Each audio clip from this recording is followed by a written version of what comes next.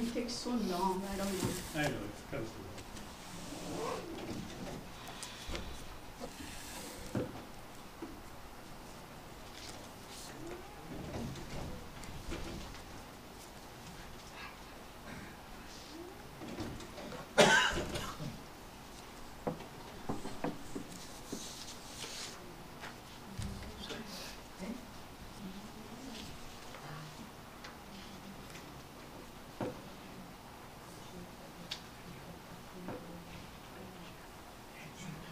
just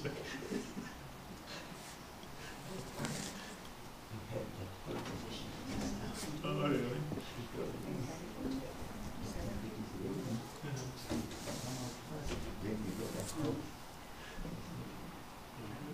Make me creep up.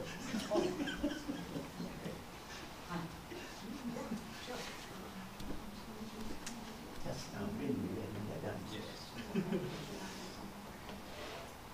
Evening or अब हिंदी जानते हैं ना? हाँ, हाँ, तो ये तो मस्ती थी। Hi, Kudeep. ये खड़ा हो गया ना? ये कैसे लिखे? लिखता है अभी वो लड़के जाता है। To show you. नहीं, ये सब लिखता This is है, orchid. लिखते हैं। Okay. Grew at the Nice. Oh, dog. Yeah, I think I put more for when you do. I see. Because orchid stays there for long. It grows in my backyard. Wonderful. Dog name was Apu. And he lived 18 years. I remember you were telling me about that. We're not going to get another one. Alone is difficult. Yeah. But otherwise he eats everything. so, I could so the aim for Seva thing, Uh-huh. let me know, like, I can definitely help for the cash and stuff later at that particular time. That part is kind of given with Surendra. But like whatever else, some specific Well, areas that I think with your expertise, you should probably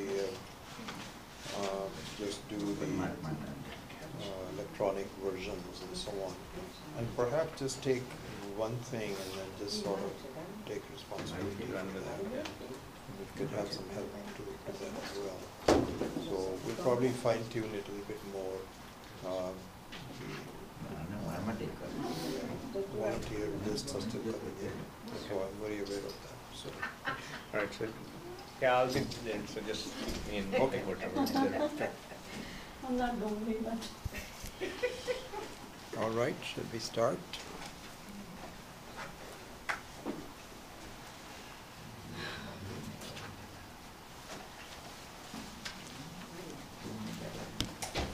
Om Sahana Bhavatu Sahanau Bhunaktu Sahaviryam Karavavahai Tejasvinavadhitamastu ma vidvishavahai. Om Shanti Shanti Shanti.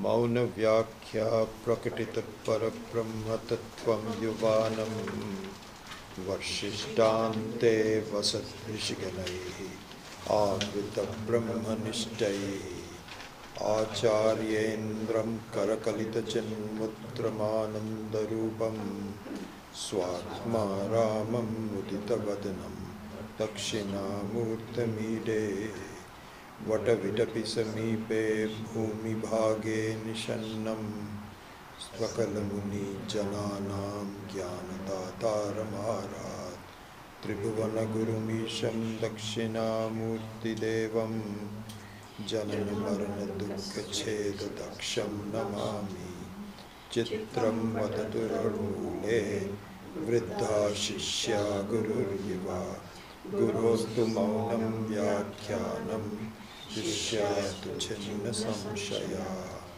Nidhaye Sarva Vidyanam Vishaje Bhavaroginam Gurave Sarva Lokanam Dakshinamurtaye Namaha. Om Namah Pranavarthaya Shuddha Jnanaikamurtaye निर्मलाय प्रशान्ताय दक्षिणामूर्तये नमः। ईश्वरो गुरुरात्मेति मूर्तिभेदविभागिने व्योमवद्व्याप्तदेहाय दक्षिणामूर्तये नमः।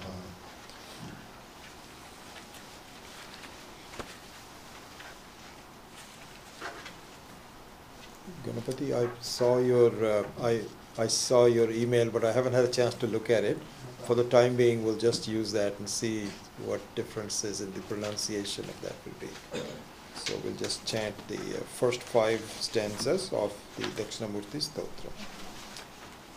Om Vishwam Darpana Dishyamana Nagari Tulyam Nijantargatam Pashyannatmani Mayaya Bahirivot Bhutam Yatha Nidraya Yat Sakshat Kurute Prabodha Samaye Swatmanamevadvayam Tasmai Shri Gurumurtaye Namaidam Shri Dakshina Murtaye Bijasyantarivāṅkuro Jagadidam Prāṅ Nirvikalpam Punaha Maya Kalpita Desha Kala Kalana Vaichitrya Chitrikritam Maya Viva Vijrambayatyapi Maha Yogi Vayasvechaya Tasmai Shri Gurumurtaye Namaidam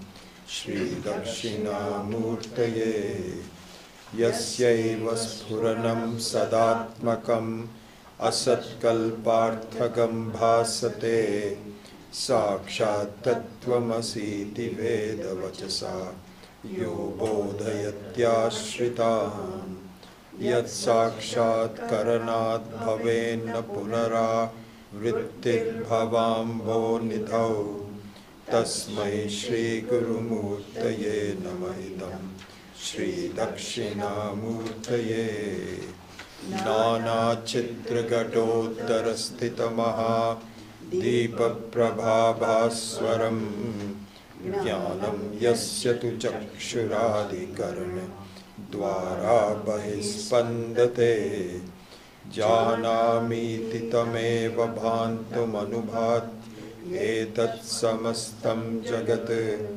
Tasmai Shri Gurumurtaye Namaidam Shri Dakshina Murtaye Deham Pranamapindriyanapi Chalam Buddhim Chashunyam Viduhu Stri Balanda Jadopamastvahamiti Bhranta Brisham Vadina Maya Shakti Vilasa Kalpita Maha Vyamoha Samharine Tasmai Shri Gurumurtaye Namaidam Shri Dakshina Murtaye.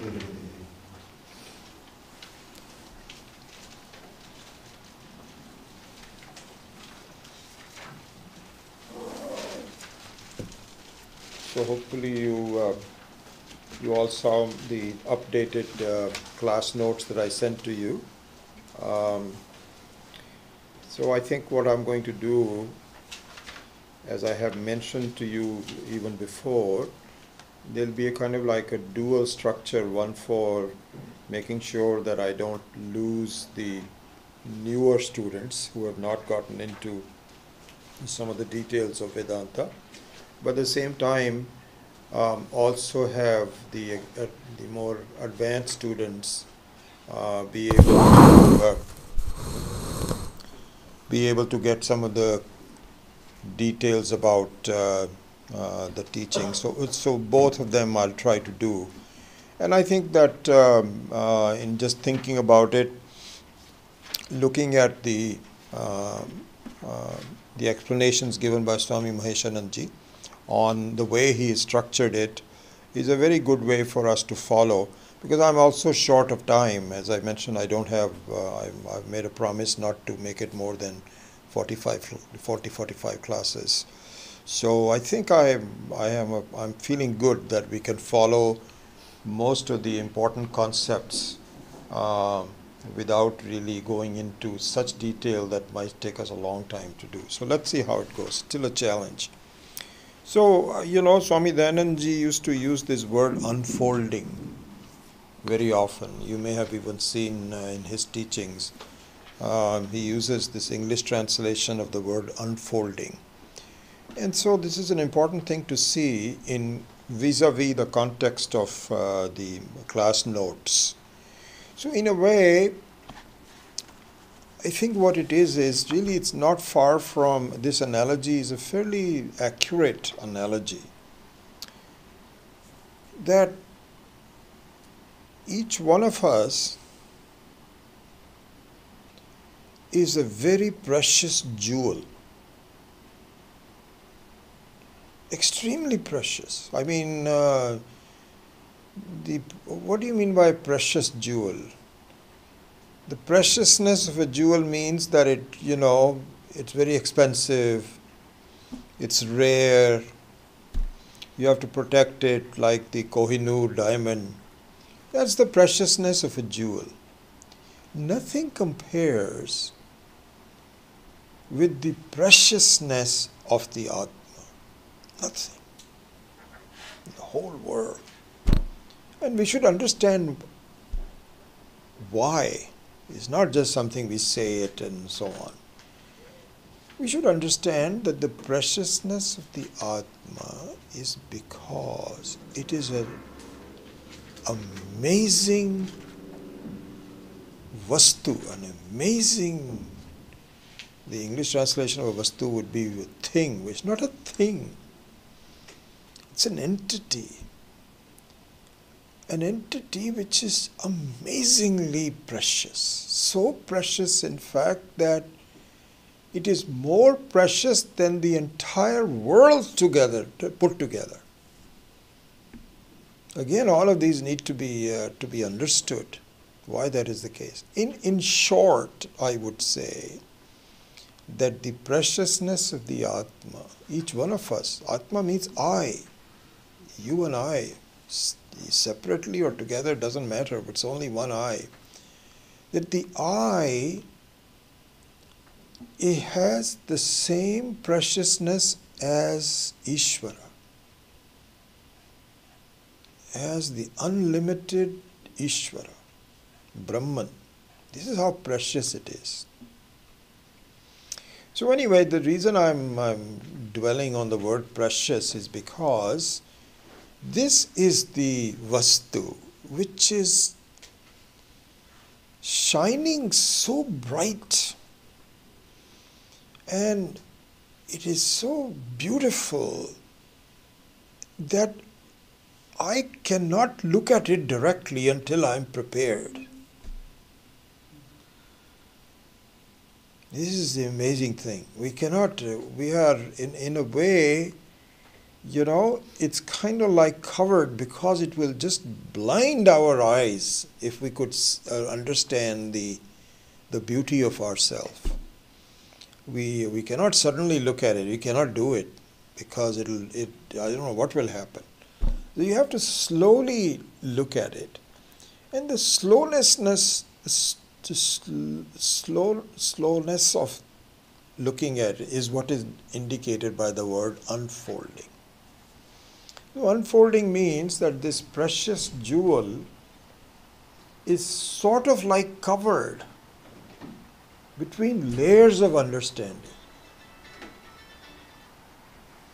And as the outer layers are removed, and I'll explain in a minute by what do you mean by unfolding, what do you mean by an outer layer being, I'll come to that in a minute, but just stick with it. So if the outer layers are removed, then some, it is like, what is this vegetable? Onion, cabbage. Like onion, or this local one in, what's it called in? Gilroy, garlic. No, not garlic, the, Brussels sprouts. huh? Lettuce. No, it's Artichoke. artichoke. Yes, thank you. They're all the same. But the artichoke is a very interesting one because it covers the heart of it, which is really what should be eaten.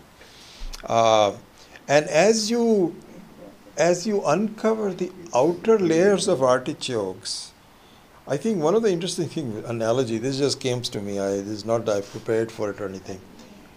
The inner layers of artichoke have more of a portion of the heart, the ends of it that you can like suck on. And so they are edible. More so as you go down to and then of course at the very end and the very inside of it is just nothing but very beautiful. So in a way it is like an artichoke. So the unfolding process is really should be understood this way. So here, just look at it. This is what I was just thinking of. So here in the study of Dakshinamurti Stotram, the Atma is, the I is the precious jewel. And another thing you can do is, this is kind of like unlocking. So there is something very precious in the inside, and you keep on entering by opening doors to this. Even the Indian temples, the Hindu temples are done that way, because the Ishvara's Vigraha is inside the sanctum sanctorum, and the outer layers are built in the form of a human body. So you have the external which is very easily available to outside. It's also dirty. That is akin to the Annamaya Kosha, the body. Then inside that is the Manomaya Kosha, the Pranamaya Kosha, then the Manomaya Kosha, then Vijnanamaya Kosha, etc. Then comes the Anandamaya Kosha. And then comes the Atma itself. And the design of the of this temple is that the pujari actually and also, by the way, the Shilpa Shastra, the very art of making these temples, makes the Vigraha dark, completely dark, black actually. And it is decorated with jewels. And in the darkness you cannot see its jewel, its shiningness. But the pujari, inside, if you are able to enter this heart of the temple, which is not easy to do, they want to make sure you are a Hindu, that you have the Shraddha, and so you are recommended, and sometimes even your jati, all of that. So this is also a way of making sure that really the qualified people are able to go there. Then they show with a lighted lamp for a short time. And in that time, the beauty of the Atma is shown and the darkness is removed. And then you are supposed to leave. You get a glimpse of it. So another analogy of this unfolding is the way the Shilpa Shastra of the temples is given. Anyway, going back to our real example. So here the Atma is the jewel. Then the next layer to that, which it is covered by, and you have to open the keys to it, is in our case Dakshinamurti Stotram. That's the next level. It is covered. The Atma is covered by the explanation of the Dakshinamurti Stotram. But Dakshinamurti Stotram is very hard to really understand unless you have already prepared yourself. So to prepare you, then the next level is given. So you can even draw, kind of like a point in the middle, which is the Atma, and then draw a circle around it, which is the Dakshinamurti Stotram, a bigger circle around it, which is the Manasa Ullasa. Manasa Ullasa. Because even the Dakshinamurti Stotram is not completely understood. It remains dark. It has to be unfolded. So you see, this is the unfolding. Then the next one is the Manasa Ullasa. even the manasa ullasa needs to be unfolded. So therefore, you need someone like Maheshanandji with lots of experience and wisdom to be able to comment on it with examples, to unfold it. So that's the next one, which is the Madhuri. In this case, he has done it in Hindi, and so the Madhuri is the explanation of the Manasa Ullasa, which is the explanation of the Dakshina murtistotram, which is the explanation of the Atma. And finally, then you need somebody who can communicate that to you. And in some cases, translations may have to be done, which I am attempting to do in this case. So it's an unfolding process where you are removing the outer layers, and you are not qualified to enter the inner layer until you have crossed over the outer layer, prepared yourself with it. So this is the process that I think we should think about it. One other interesting note to all this is the answer. The question is the answer. What is the answer? Answer meaning the key to the freedom in life. Because we don't know if there is a possible to have complete freedom. Most people don't think it's possible. Death is inevitable. You can enjoy your life for a while, but then the ultimate pasha, the hook of the death will come and take you away. And so you cannot think about a possible freedom, unlimited freedom. Vedanta says that's not true. Not true at all. In fact, you can be completely free. So this is the answer. This is the answer. And there's something to be said about the answer in a minute. I'll talk about that. But to see that that most people are, whether or not they believe there is total freedom or not, they're still looking for some kind of a freedom. They're looking for some. The old Egyptian mummies was a beautiful, interesting example, where people thought, if I could mummify myself, I cannot escape death, but somehow I could mummify myself, then perhaps a few years from, 1,000 years from now, science would have progressed to a point where the mummy can be revived. And I can be revived.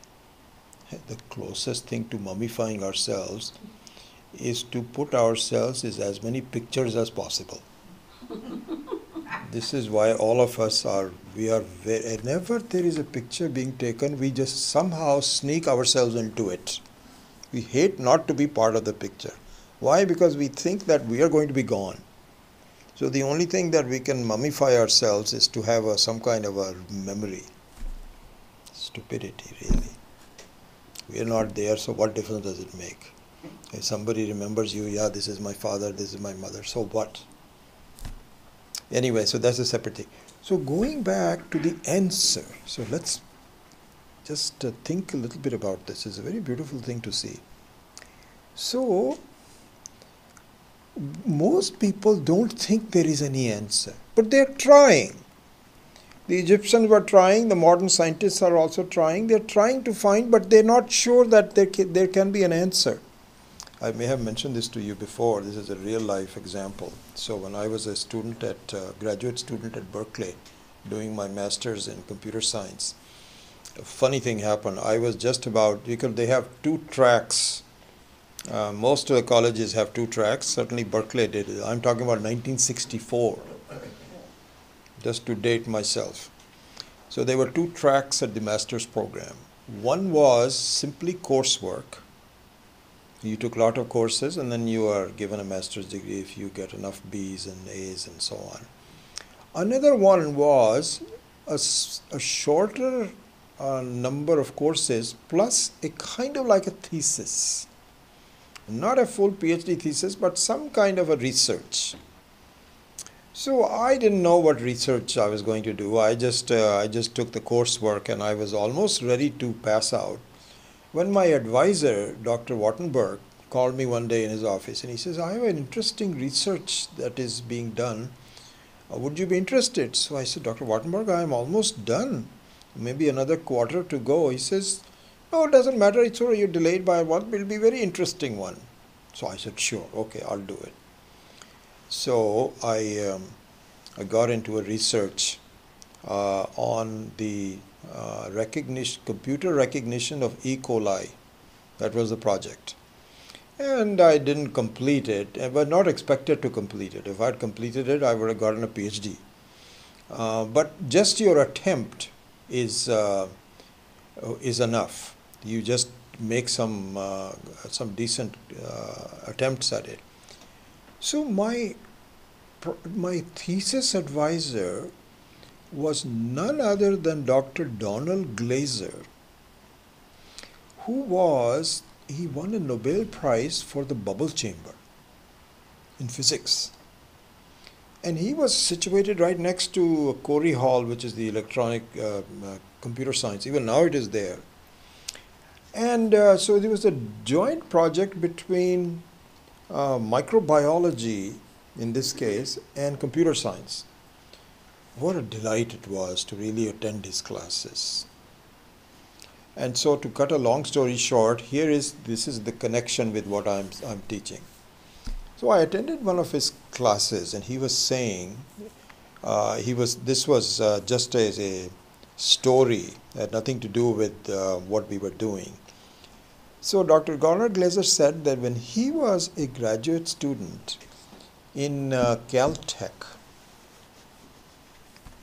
so you're a math professor. So when the final exam came, the math professor said, okay, here's what I need you to do. He had already told people that bring all your books. It's an open book exam. So he gave everybody a sheet of paper with 6 questions on it. I still remember that so well. Each of the 6 questions, he says that, please, these are the 6 questions you need to answer in 3 hours. So half hour per question. And so just do that. And then he says, you can don't consult each other, but you can, in those days computers were not there, otherwise you would have Googled it or something, but you can consult any book you want. It's open book, but don't talk to each other. And he says, by the way, I've got a very busy schedule, I won't be here. There was some teaching assistant sitting there to make sure that everything is in order. And he says, I'll see you in about 3 hours. At the end of it. So he left. As he was leaving, he just made a casual comment. He said, by the way, whatever scratchings of the paper you have as you are answering questions, don't throw them away. Staple it to the paper and keep it and give it to me. So we thought, I don't know why he's asking that. So here's what happened. They looked at the first question. And they started thinking about it. They made some scratchings. Maybe it's this. These are mathematical equations. And then time passed by. They were all very serious. These are all good students. And they were looking at it. Pretty soon, 20 minutes, 25 minutes, half hour passed by. And now they have not even touched the other 5 questions. So they said, okay, let's forget about this. Let's take a fresh piece of paper. And they started the other question. And they started looking at each other. They're all doing the same thing. No one is happy. They all have a glum expression. And after 3 hours, none of the questions were answered. The answers were not possible. And so the professor comes back with a grin on his face. He says, congratulations. These are the 6 toughest questions that are unsolvable right now. I didn't expect you to solve them. All I wanted to see, what is your approach in solving them? That's how I'm going to grade you. I'm going to look at your scratchings, and I didn't expect that you will do this. So in some ways, the quest for freedom is, these are unanswered questions. we don't know whether there'll be freedom or not. I'm not talking about Vedanta, I'm talking about in general. We know if there is freedom from death, we don't know how that will be. They have theories, just like the Egyptians did, but there's no answers to it. But the approaches are there. Some people say that it should be, if we can find out how the consciousness is created, then we've got, try. How can consciousness be created? Okay, but we can try it. Maybe it is made up of all these fine particles. But we have not gotten to it, but we will get to it. Anyway, these are the unsolvable answers. Now, are you ready? In Vedanta, the answer is given to you. The answer is given to you. But do you know something? So unlike non-Vedanta, where answers are not possible, in the Vedic thought, answers are given. But you know something? Just because the answers are given, we cannot gain from it. We cannot gain from it. Why not? This is what we have to think about. This is connected to the unfolding. The answer is given that the Jivatma equals Paramatma. This is the equation. You are nothing short of being the very nature of Ishvara. In fact, you are not there. It is really Ishvara that is there, but you think you are there. And once you understand that you are not a separately created individual, you are nothing but Ishvara itself. It is just Ishvara, not you. You are free. This is the answer. But that does not help me. That doesn't help me. Even though the answer is very clear, it doesn't help me. Why doesn't it help me?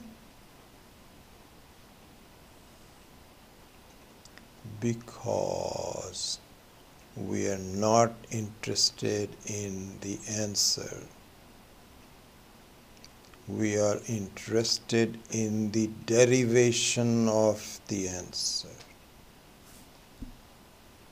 How do you derive it? Until we know how to derive this equation, we do not believe in it.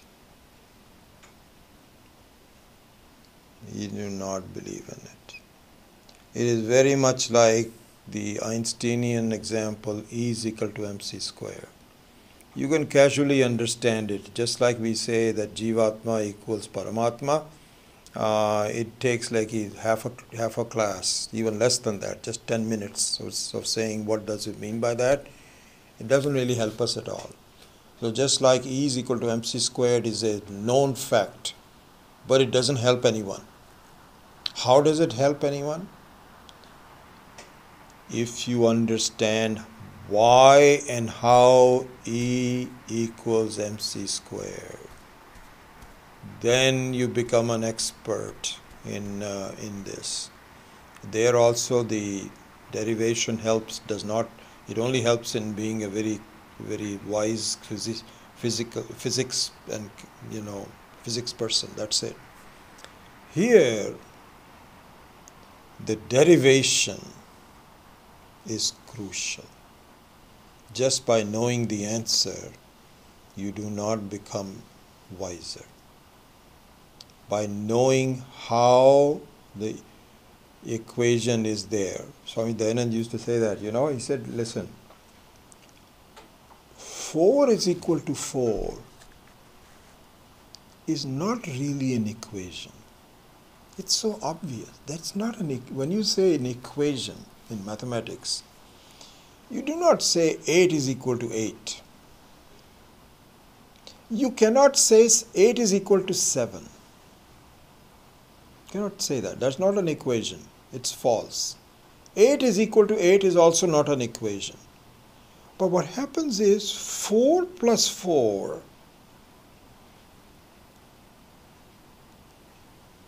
equals 7 minus 1 plus 3 minus 1 or something like this is an equation. So the two sides are unequal, but once you derive it, the equality comes. This is why x is equal to x squared plus y squared divided by z cubed, and all of those kinds of things are there. And so for a child also, it is very easy to see. You can even, 1 year old, and you can even say, 2 marbles here and 2 marbles, and you say, are they the same? They'll probably say yes. But if you have a stack of things here and a stack of things here that look very differently, you'll go confused. So this is the unfolding process we have to go through. So the entire unfolding process is to be able to be convincingly competent to derive the answer. So just imagine, this is the interesting thing. The answer is given.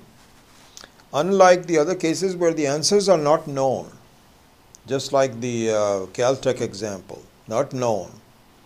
But the way you think is important. But in Vedanta, certainly the way you think is important, but the answers are already given to you. But this has to be understood. So really speaking, our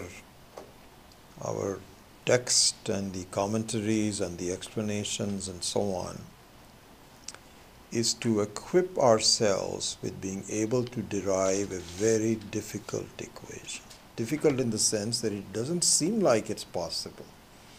I'm a limited human being with my own problems. And here I am trying to visualize, I can't even visualize God. How can I be the same? But they are. They are. And to elevate myself, and the only way that the equation will be equal is that I get rid of limitations that are not real limitations. They are perceived limitations. And if you keep on subtracting perceived limitations from yourself, what you are left with is no limitation. You are left with something. It's not as though this is our problem. We think that if body is gone, mind is gone, and so on, nothing will be left. This is what we have to understand, that that's not true. Atma will be left. It's Atma plus body, Atma plus mind, Atma plus problems, Atma plus happiness. Atma is always there. And so when all of the other things are gone, are taken out, Atma lives. Atma alone is. And that's without limitation. And that is the same Atma as Paramatma. That's the Jivatma, that is the Paramatma. So that's how the equation is solved. But it is not a theoretical equation. My mind has to grasp it. This has to be solved individually, not collectively. We can get together and try to do it in a class, but each one of us has to solve the problem for ourselves. And so this is the process that we are undertaking. So with this long preamble, I just thought that I'll, other than just the text itself, just give you some commentary on how all of this is, to give you some insight into it. Okay, so now let's go back to explaining the verse number 1, which we have already seen. So what we will do is, I've given you 14 different ways that Swami Maheshananji has explained the 30 Manasa Ullasa verses that comprises the explanation for Dakshina Murtistotram verse number 1. Okay, so Manasa Ullasa, which is done by Shankara's disciple Sureshwaracharya ji. So he has given 30 verses to unfold the first verse of Dakshinamurti Stotram. So that's the first level of unfolding. And Swami Maheshananji has now studied the 30 verses and given us 14 different ways to look at these 30 verses. So, the first one is, so these are kind of like titles or labels, but the titles and the labels capture the central thought, the central concept. And these are 14 important central concepts that we should think about. So the first one is, which is comprises of verses number 8, 9 and 10 of the Manasa Ullasa. And hopefully you all have books, either English translation or Hindi or whatever, Devanagari. And we won't go into the details of each one of them because of time, but you can always go back and either study as the course is going on or do it later. It's up to you. But I will just give you the gist of the comments made by Swami Maheshananji. So the first one is Atma Antarvartinaha Jagataha Bahir Abhasaha. So this is given in verses number 8, 9 and 10. Excuse me, are you referring to the email that you sent today? Yes. Yeah, referring you to the email that I sent out. So verse number 8, 9 and 10. Atma antarvartinaha jagataha bahir abhasaha. So the first concept is, and again, you see, this is the thing. This is the answer given. As I mentioned before, the answer given. The answer is true. Absolutely true. This is not something that it's not a theory, as I mentioned to you. It's not a philosophy. Vedanta is not a philosophy. And so the fact that this is a table is not a philosophy. That our president was guilty of something is a philosophy. We're not sure. He thinks that Mueller thinks that he was not guilty, that he didn't do anything. But the Democrats are not lying down. So these are all philosophies, but that this is a table is not a philosophy.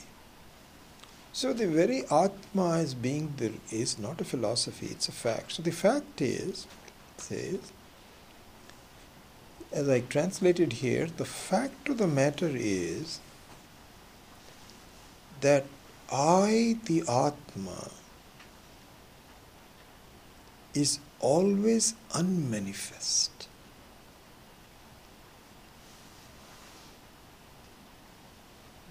So when we talk about antarvartinaha, inside, and so there was a lot of discussion about this point with Swami Dayanandji, I remember. That's why they are all visions of Swami Dayanandji and Swami Maheshananji. They're all the same. The words are different, the opportunity of explaining is different, and so on. But the basic vision is no difference whatsoever. So this is a very important thing, that the Atma is forever unmanifest. And why this needs to be repeated is because I am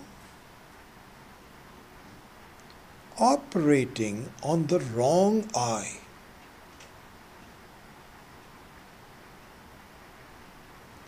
And forgivably so, reasonably so. Why? Because the only eye that I can work on is the visible eye, manifest eye. My own thoughts manifest. My bodily situation, deteriorating, aging, manifest. My memory of what others thought of me and their criticisms of me, their behavior towards me, manifest. Every opinion that I have about myself is wrong. Totally wrong. Why is it wrong? Because necessarily I can only work on the manifest eye. It is exactly like if you're looking at your reflection in the mirror and you have an opinion about the reflection which is tainted by something which influences the reflection, the quality of the mirror, the light, you're not really understanding yourself. You may feel that this is very close to me. Here also the experiencer and the one who looks at things, who is manifest, may be close to me, but it's not the same. In fact, there is a huge difference. Ultimately, there is a huge difference. So, to understand that point, this concept is being pointed out. That please, you're on a wrong track. You are making someone guilty who is not you. You think you are depressed, it's not you. I can never be depressed. Atma can never be depressed. But if you think that you are depressed, then that's not you. So that is the central point about this point. That Atma antarvartina jagatah bahirabhasaha. And here then, of course, so as part of the derivation of this, this is the sub-answer. There is an overall answer. The verse number 1 is very close to the overall answer because it is the composite of all the other verses. But the other points that are brought up here are sub-answers, and the sub-answers also have derivations. So one derivation is that just like, for example, in a mirror,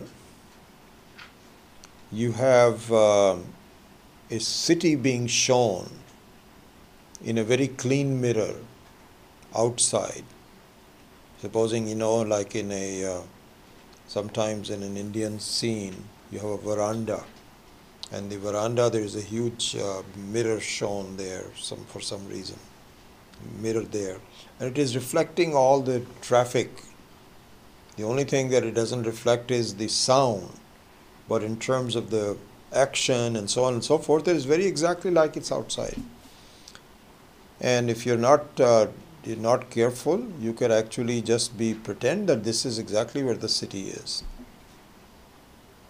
And I think I told you this, there was a real experience. My wife and I happened to be dining in an Indian restaurant in Paris. This is like 25 years ago, long time ago, because that's one country that we cannot really have a decent meal. The French do not like vegetables. If they like vegetables, it's only like a kind of like a side thing. You're never having a vegetarian dish, which is the main one. Now I think things are changing. So we used to have a lot of problems in France. Not so in Italy. Italy has very good vegetarian. But in Paris, all we will do is to go to Indian restaurants. And you get tired of it if you're staying there for 1 week. I used to go there on business with the Hewlett Packard, and it was a problem. Anyway, we're sitting there in this restaurant, and we were sitting next to the wall, and the wall is a mirror wall, because it was a small restaurant, and they create this feeling that just like you have these gyms. So in gym they have mirrors all over the place. Why? Because it's a tiny gym. The large gyms don't have to have mirrors. But the cheating comes by small gyms, where they make it look like it's a big gym. So similarly here also, the restaurant was a very small restaurant, but they had a mirror in the whole wall. And we were sitting there, I think we were waiting for and this old man comes walking and runs into the mirror. Before we realize it, he was just walking by and he did not slow down or anything. So this is exactly a situation where the scene being reflected in the mirror was the real one. That's a perfect example of what Dakshinamurti is saying. That really there is no scene inside the mirror, but it looks like it is. This is exactly the same as in a dream. In the mirror and in a dream, there is nothing going outside, but it looks it is outside.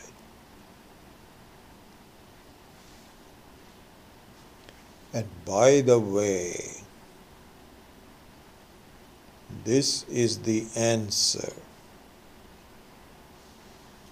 We have to derive that answer.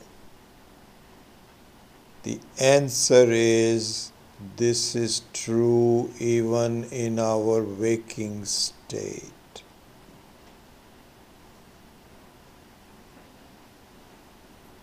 There is nothing going out, there is nothing outside.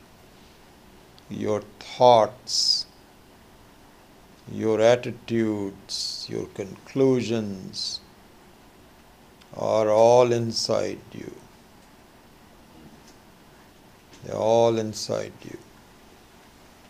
And one day will come where the whole world will be seen to be nothing but a superimposition on you, just like the city scene is a superimposition on the mirror. Exactly that will happen. This is the answer. But we don't know how to derive the answer. We don't believe in it.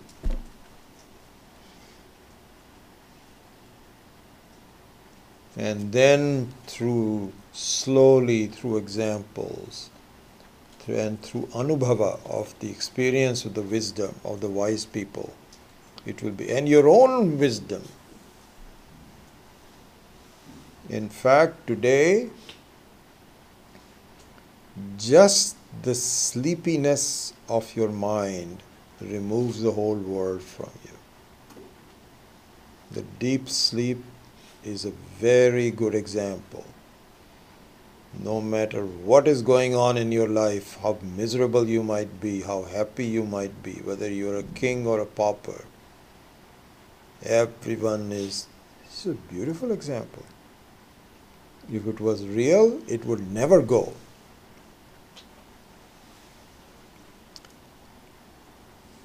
So there, I'm just giving you the conceptual ideas. I'm not reading all the individual ones. Here, Manasa Ullasa says that just like Nidra means the power of sleep, can disconnect you from the world. And the Nidra alone actually empowers you to see the world out inside of you as being outside of you. in the form of a dream.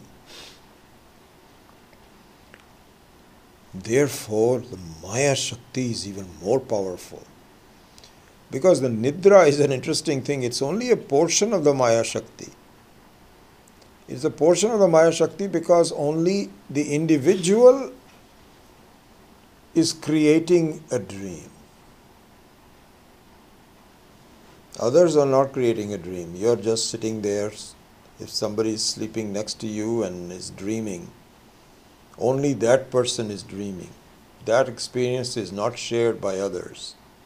Kind of like an individual, personalized dream. But Maya Shakti takes the same Shakti. It is just a sample of it. But the Maya Shakti is so powerful that it creates a sense of reality for a long time. In the dream, it is because it is short and you get up and it's gone, you're back again with your family. But in the Maya Shakti, you're back with the family, and even though it is a dreamlike situation, it doesn't look like it. That strengthens it even more. But our Shastra says, do not be fooled by the Maya Shakti. Look at the reality of it. It's such a funny example. There's in one of our texts, Maya is akin to what is called Veshya, which is a prostitute. So it is said, don't be taken in by the perceived beauty of a prostitute. Inside the prostitute, her body is rotten, has been misused. Don't even look at it. Don't get... so this is the example given. Veshya Vilasini. That the prostitute will, because to earn some money, she will attract you. And so the Maya Shakti is sometimes taken as a prostitute, in the sense that it makes you completely believe in the reality of the world, when in fact it doesn't have it. Very powerful one, not an ordinary Veshya. Anyway, so that is the same phenomena occurs. So there, in verse number 10 of the last of these three verses, 7, 8, and 8, 9, and 10, it ends by saying that please see that the reality of the dreamt objects is nothing but the reality of the person, Atma, who is involved in the dreaming. In other words, if there's something in the dream looks real, it is just a transference of the reality of the Atma to some kind of a perception. Just exactly like what happens in a mirror. In a mirror, something looks like you. It looks real, but it's really you who is real, not your reflection. So therefore, the Atma alone is the source of reality. So the word vivicyatam is used here in the Manasa Ullasa. Vivicyatam means you have to have enough discrimination to be able to tell the difference between which is real, which is not real. It requires some study, it requires some dedication, some analysis, some derivation. Again, the answer is there, but we don't know how to derive it. So we just go to the wrong answer. Again, going back to my college days, I remember I took a course in mathematics in Berkeley, and this was an undergraduate course because my advisor said you're deficient in math, you're deficient in physics, and so you better take some. I think I took one in numerical analysis, which is an undergraduate course, and I still remember so well because in the course it was a short class, about 30 people. More than half were women. This is my first class in my life where more than one or two people were women, because in my engineering college and so on, there were hardly any girls. They were all men. And if there was a girl, they would not be the brightest one in the class. And so they would somehow make it this, that, or the other, but in my experience, we had very few. So when I got into this course, more than half were women. I said, this should be easy for me to get an A. I got a C+. And I still remember that in one of they were saying, prove this equation. This is exactly what happened to me. Prove this equation. And I got a 0 on that because somehow I made it up. Oh, you see, this is this way, this is that way, and so yeah, it's equal. I said, yeah, it looks very obvious, it's equal. The professors gave me a 0. I said, why did you give me a 0? He says, what is this? This is not a derivation. This is not the thinking. What are you talking about? I really got my head handed to me. And I said, without proper preparation, I tried to answer something and forced it. This is exactly what happens to us in life. And this is what we're studying in the Mandukya Upanishad also, where Swami Maheshananji talks about, the word manishinaha. So he uses this word manishina. So manishinaha means one who knows how to derive. How this answer came about. So this is, anyway, to summarize, verse number 10 of the Manasa Ullasa, which is part of this number 1, Atma Antarvartinaha Jagataho Bahi Abhasa, points out that please see, this is the answer that you have to observe and try to derive, that the isness, the beingness, the presence, what is called Sat, Satyam, Sat. The Sat of the object comes from the Atma. Very clear in a dream. When I see dream objects, they looked Sat to me. But that Sat comes from me, not from the objects. And in fact, we are studying in the Mandukya Upanishad that one of the common elements of that is, common elements between a dream and waking state is that whatever you see is false.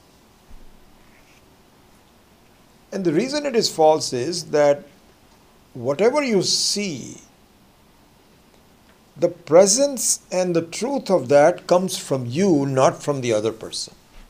And you, the Atma, not you as the person. Atma alone is the reality.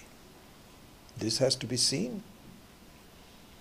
So the first point ends with that the Sat of everything comes from the Atma. There's only one source of Sat, which is the Atma. Is number 1. Then we go to point number 2, which is verses number 11 and 12. So please bring this cheat sheet with you next time when you come, because I'm going to teach from there. So there it says, Satta Spuranayoho Atma Ekayatanatvam. Satta Spuranayoho Atmaka Ayatanatvam. So the verses number 11 and 12 extend the logic of number 10 to say that Atma is not only the real source of existence, which was pointed out in verse number 10, Manasa Ullasa verse number 10, but also of the knowledge and awareness.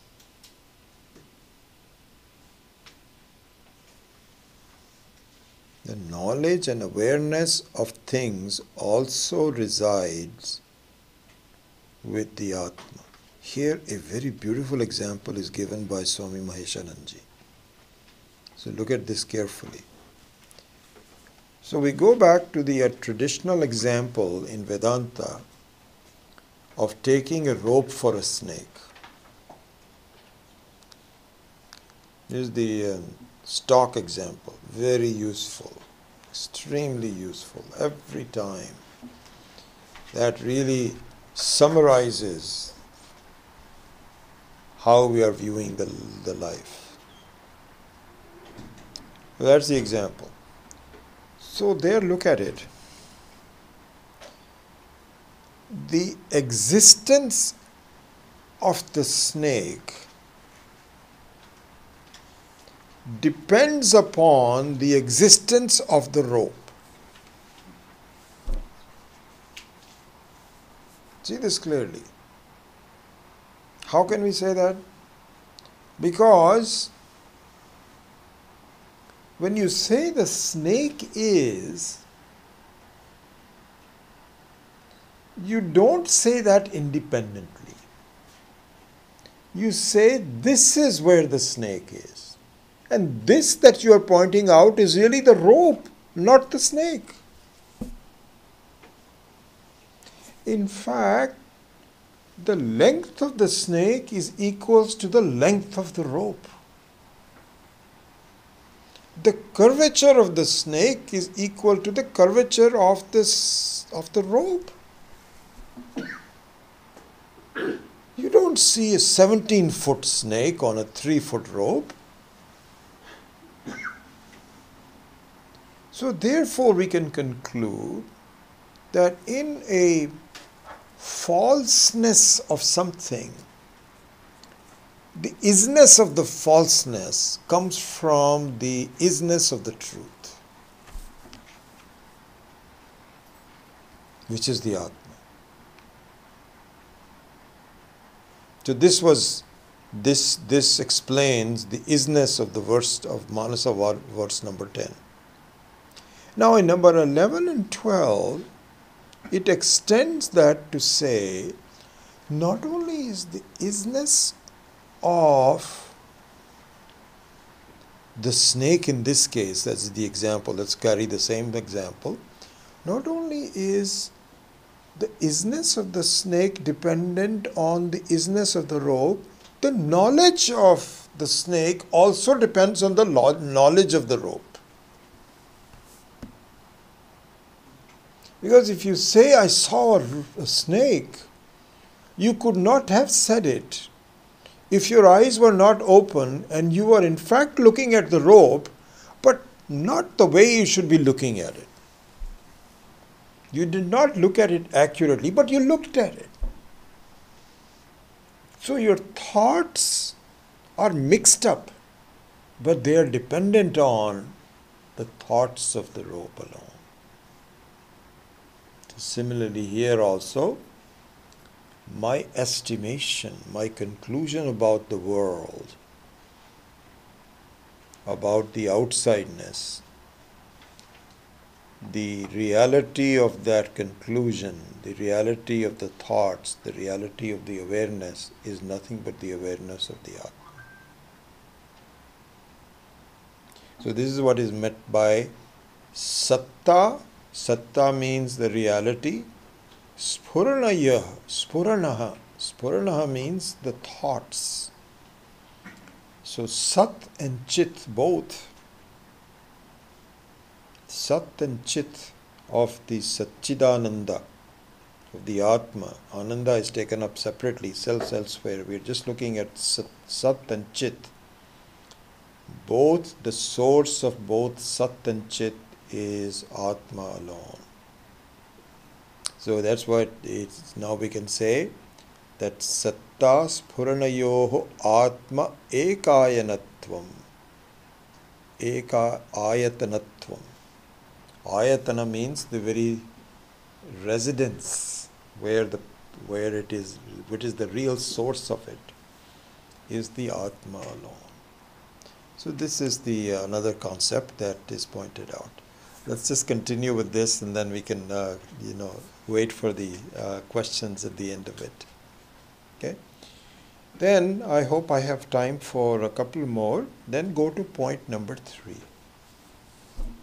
Point number 3 is verse number 13, and the concept of that is Advaita Jnana Siddhi. Advaita Jnana Siddhi. Advaita Jnana Siddhi means that the next concept, that when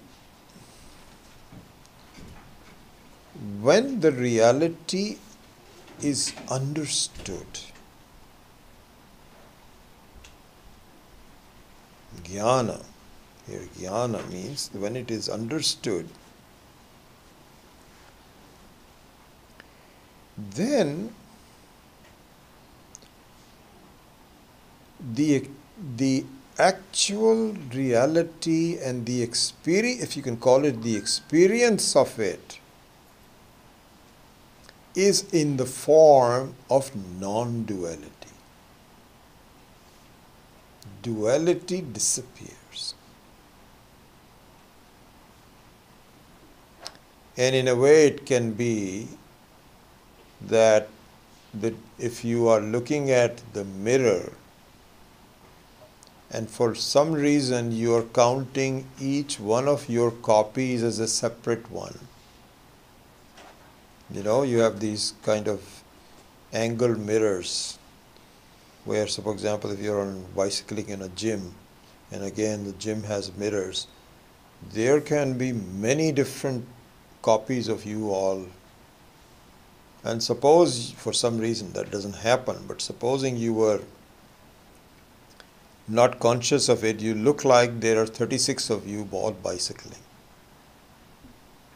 And then when you understand, my goodness, there is only one. Even though there might be apparent multiple copies of me, but you don't count them as copies.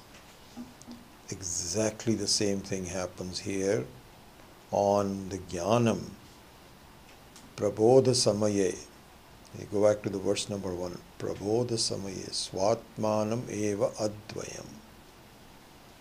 That when Prabodha happens, as we saw last time, Prakarshena Bodha, Sakshat Karanam, when that happens, you find that the whole world is no longer separate from you. And in fact, we can go to the next one.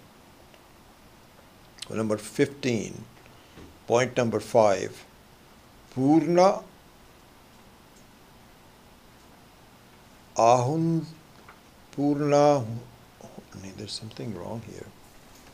Purna. Oh, here. I think I may have. Purna Hanta. No, it's correct. Purna. Yeah, this is Hunta, not true. So I'll correct this. Purna Hanta Anubhuti. So the next point that is brought up here, and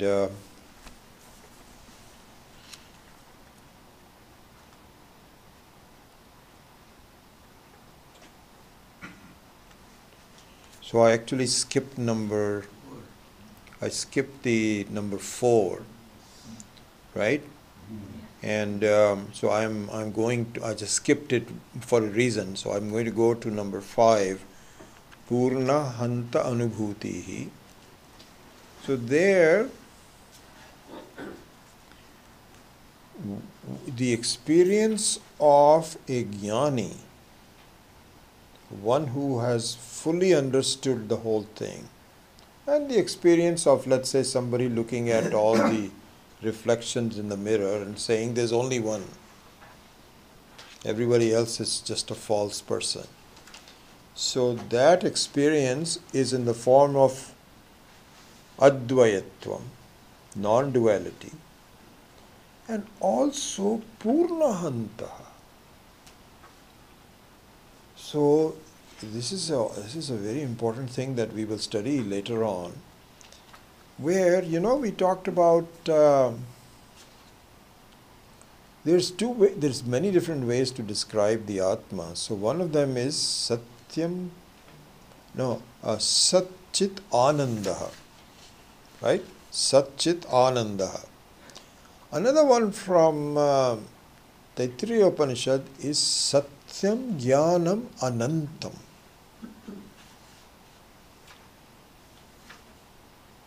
And the Anantam is the same as Ananda. How is it the same? Purnamadav Purnamidam Purnat Purnamudachyate Purnasya Purnamadaya Purnam Eva Avashishyate.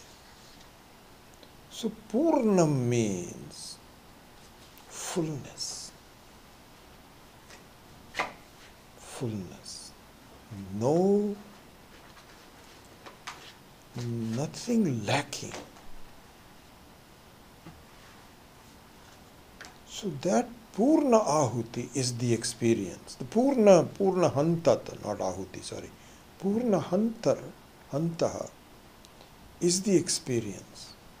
I am the very nature of fullness. And the very, very closeness to that is the deep sleep. In the deep sleep, you don't know it, but you do have fullness. Nothing is lacking. You just don't know it that you are fullness.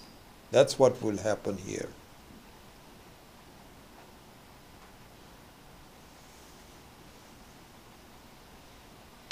And the one thing that so now I think I'm just going to stop here. I'll just stop here because I was going to do, if you want, I can just quickly do number 14, number 4. Yeah, let me do that. Atma Jnanasya Sadhanani. The primary means for understanding who I really am. Talks about,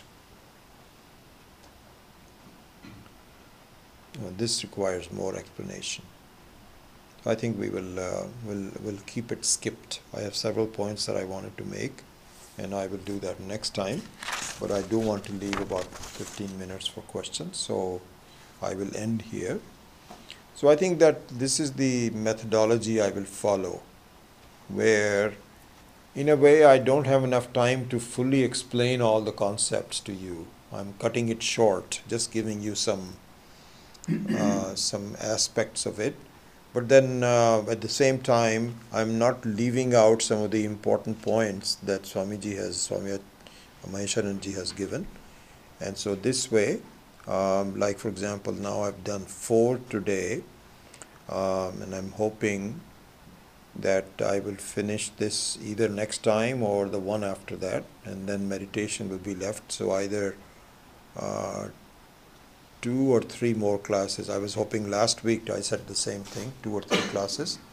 But I think that this would be good for us to go through. And so that means that verse number 1 would have like 5 or 6 classes rather than 4 classes. But the first verse is the more important one. So we can speed it up as we go further. So we will follow this kind of a methodology. But do bring the class notes with you. Next week I won't make any new class notes because we haven't finished these, but make sure that you bring it. And I would say that I would encourage you to actually revise the notes from here with the Manasa Ullasa verses that you have. So go through them, including the Devanagari and the English translations of that to strengthen each one of them. And if you have the Hindi book and you are following that, then you can even go into Swamiji's detailed explanation of the Madhuri. So those are all meant as options for you to do, but I would encourage each one of you during the week to look at least you may not look at Swami Maheshananji's explanation, but look at the Manasa Ullasa verses, which we have now covered. We have already 7 were done before. So this is 8, 9, 10, 11, 12, 13, and 15. I missed number 14. So you have done about 6 or 7 of them. So this will be very good for you to do on your own before coming to the next class. Okay, so I'll end here, and then after the prayer, just open it up for questions. Om Asato Ma Satgamaya Tamaso Ma Jyotirgamaya Mrityor Ma Amritam Gamaya Om Purnamadav Purnamidam Purnat Purnamudachyate Purnasya Purnamadaya Purnamevavashishyate Om Shanti Shanti Shanti Harihi Om Shri Guru Pyo Namaha Harihi Om.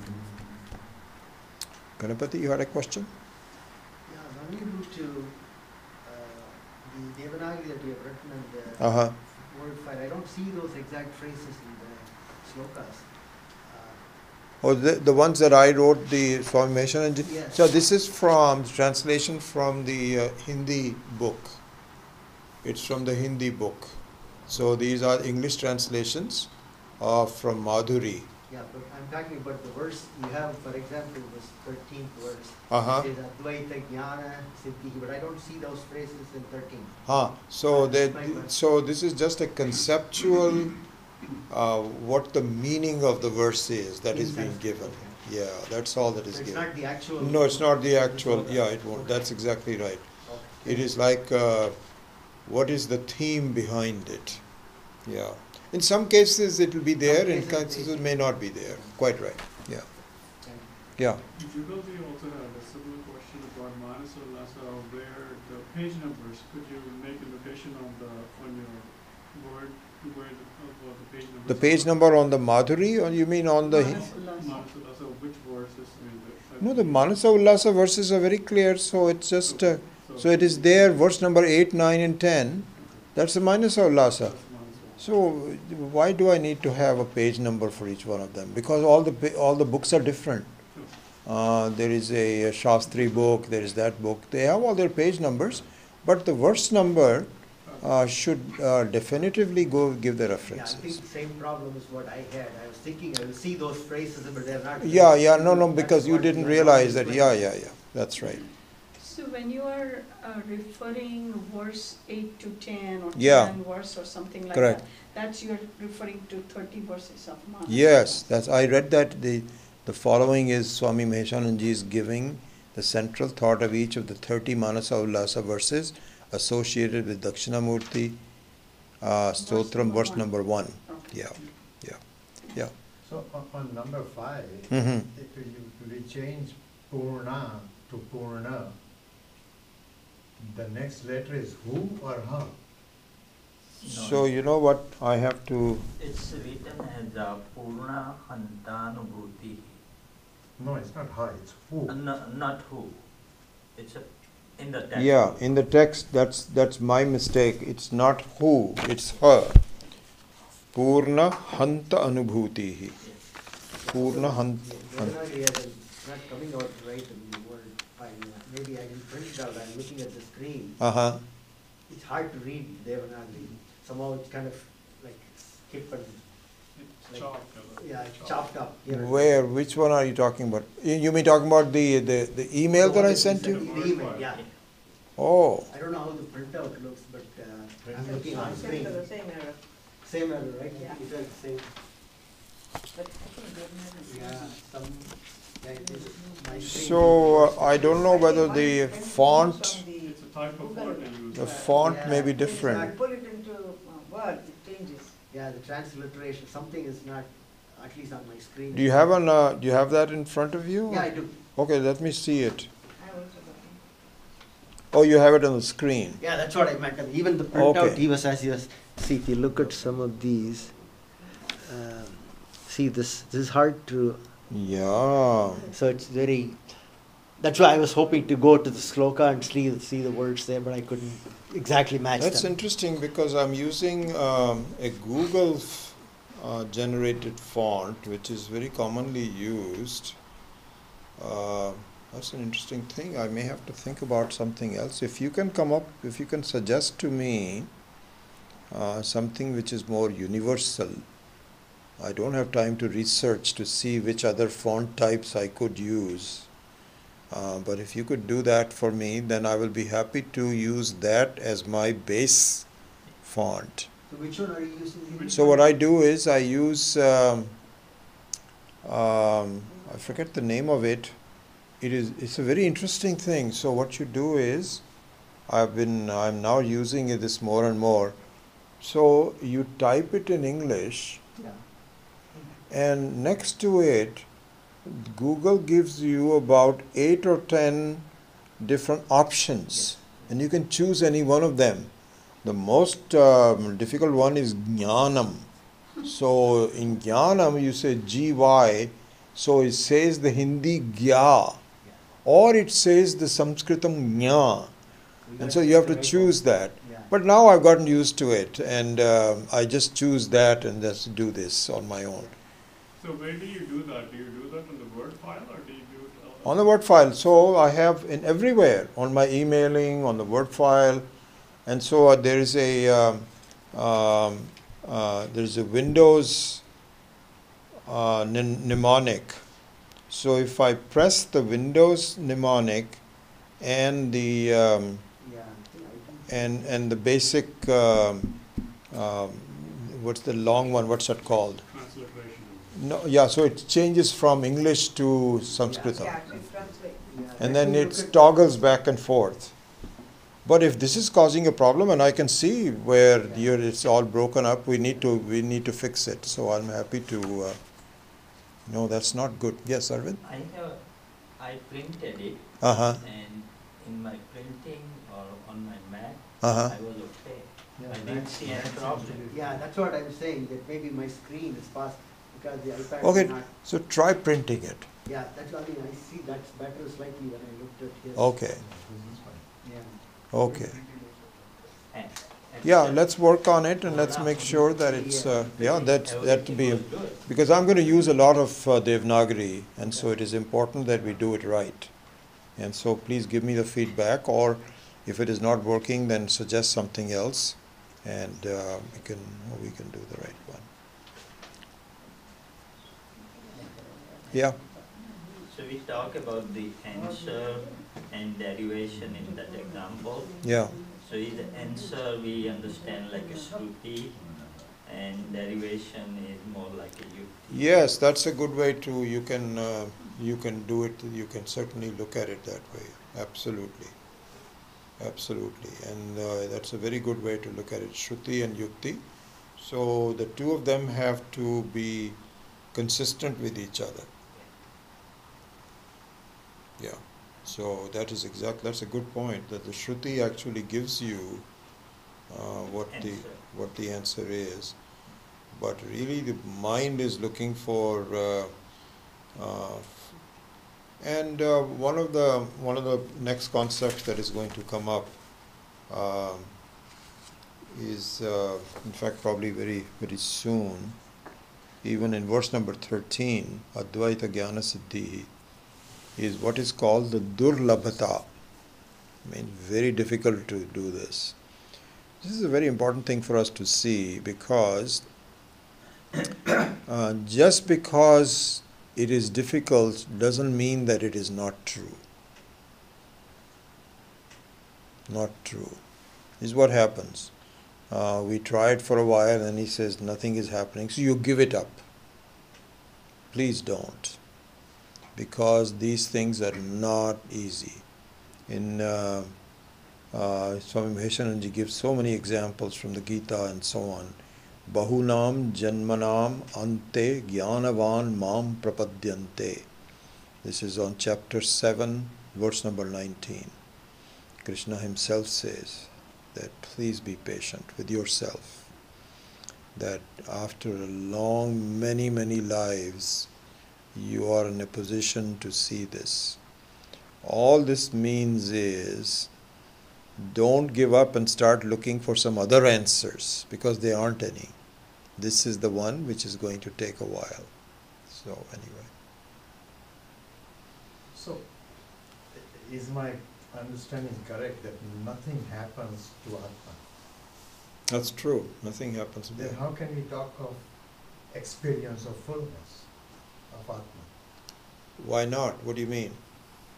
Because that means experience happens to Atma. No, so the experience is just an English word. Experience is just sort of, experience means experiencer, experienced, and so on. So these are all imperfect words to define the phenomena. So Purnatvam means like for example in the deep sleep, while you are in deep sleep, you don't feel this is an experience. Only later on when you wake up and you say, I had a good experience. Yeah, it's a later experience. But so Purnatva means that you just are. And there's no experience. But to kind of indicate in a language. So this is why in the Chandogya Upanishad it says, Vacharambhanam namadheyam mrittika ityeva satyam. Means that these things are just simply a way of expressing it. The language fails. So the word experience, we have to use something which is close to it. And that gets distorted. This is why a lot of people will say, that person knows the bookish knowledge, but he doesn't have the experience. This is not what we mean by that. It's something different. Experience means prabodha, when you have a very clear idea of what is going on. Yeah. It's like that. He who thinks he knows does not know, and he who knows. Yes, exactly. That's a very tricky. It took me a long time to understand that. But we'll go over that sometime. That's a very beautiful example. When you're in that state of realization, Atma, you're not in body. You're not. That's right. So. That's right. You're just in that state. When you come out, I mean, this is all imagination. I assume you will come back to your other this thing, and you will say it was like a dream state, a wonderful dream that you were there. No, it's you actually see that I'm a conscious being with no limitations. That you can see. Well, actually, we will go over this. This is what is the difference between a samadhi and a contrived samadhi, which is you are sit together like this and eyes closed and so on, and sahaja samadhi. So sahaja samadhi means it's a natural samadhi. Yatra yatra manogati tatra tatra samadhayaha. So then you go back in deep sleep, that's the problem. Yeah, so there means that it is exactly like once you see that really everything is my reflection. I am the only reality there is. Everything is there's nothing equal to me. Because what appears to be other things, again, I'm not talking about myself as a human being, myself as an Atma. If you understand the Atma, then you find that anything other than the Atma is false. Just like anything other than your own reflection in a mirror is false, there is only one person. So similarly, Atma is the only one. And that one doesn't make any difference whether you are in samadhi or not. Because once you see, you're never confused that I have multiple reflections who are bothering me. No, they are false. They may look like they have some, this is what Swami Maheshananji says, that if you turn your hand this way, your reflection turns it the other way around. So there are differences in that. But they are dependent on you. You are the only reality. others are not. So, when you say a person is a realized soul, yeah. so how do they come back to teach us, for example, Swami Dayananda. Yeah. So they've had the experience and then they revert back to this thing so that they can teach No, us. there's no reversion because once you have a clarity of something, then you are a teacher who's teaching from your own vision. You're not saying, Gita says this or anything like this. I see that, I say this. So that's how they teach. That's why they say that the teacher should be both Brahmanishta and, a teacher, both of them. Otherwise, just learning from someone that they'll all say that the books say this, I am also not doing very well, but the books say this. That's not the thing. It should be an experience that you can talking from. Yeah. Yeah. So last time you had on that board a few bullets. Yes. Were you able to put it on the... So what happened was that I didn't have enough time. I will look into that, putting it on. So I just really spent the time doing this. And from now on, I'm going to avoid doing what I did last week. For the following reason, I found out from Chandra and others that it's not very visible. So what I'm going to do is that if there are some concepts that I need to communicate, it'll be in the class. And what I will still do is to use some Devanagari, etc., just as pointers from time to time, and in large letters so it's easily visible. So what I did last week, I will still put it in, but there are other forms. I've done it in other ways. For example, the one that I gave for the HCI, I might send that out to everyone to look at, because those are more complete notes. The one that I did last week was just musings of a few things to talk about. I thought they were quite, I don't know what's the word. I mean, So I will, nice. okay, then I will, Capture them, put it there. okay, I will try to do that. I think I'll do more of that. I'm going to develop some basic concepts about Vedanta. More work needs to be done. That was just kind of ad hoc, but I think it'll be nice to do. So Are you planning to send it by email every week, or like you did today? So that one, I think what I'm thinking of doing, I was thinking about the same thing. Since I already promised, I will go through with fulfilling that promise and giving you the notes of what I gave. But then I think I might have a more complete set of concepts that I would like to give, just like I did for the HCI, where I did quite a bit of work. And so I will probably redo it for the more experienced classes of class students. And right now I'm a little bit too busy. But in the next few weeks I might send that out for you. Yeah. I thought it's too much work for you is what I was saying. You can put it, upload it in the class notes section you were talking about. Yes, I could do that, but then I need to take a picture of it or something like this. So I need to have some notes. I can do that. I was thinking of doing that this afternoon, but I wanted to complete this and send it out to you, so you have it. Yes. I don't know this technology, but maybe different color might be more visible. What you were using was Possibly. I'll experiment with that. But I think the main feedback that I got was that the writing was a bit too small. So I need to increase it. But then you don't get that much material on this place. On the Mac we couldn't see it at all. Yeah.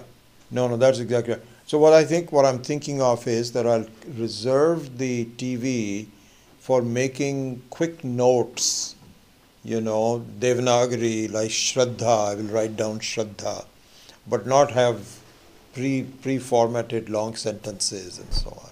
Yeah. All right. We'll see you next week. Thank you.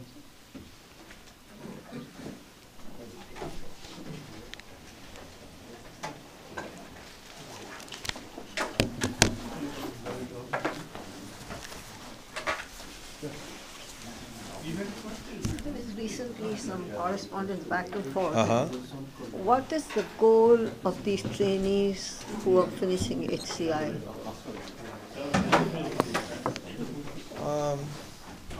Because there's something that... Listen, by the way, you should know that I am no longer That's what I heard, actively part yes, of that. Due to some other governance issues and so on, so I'm not that up on what the latest thinking is on that, because I just haven't had the time.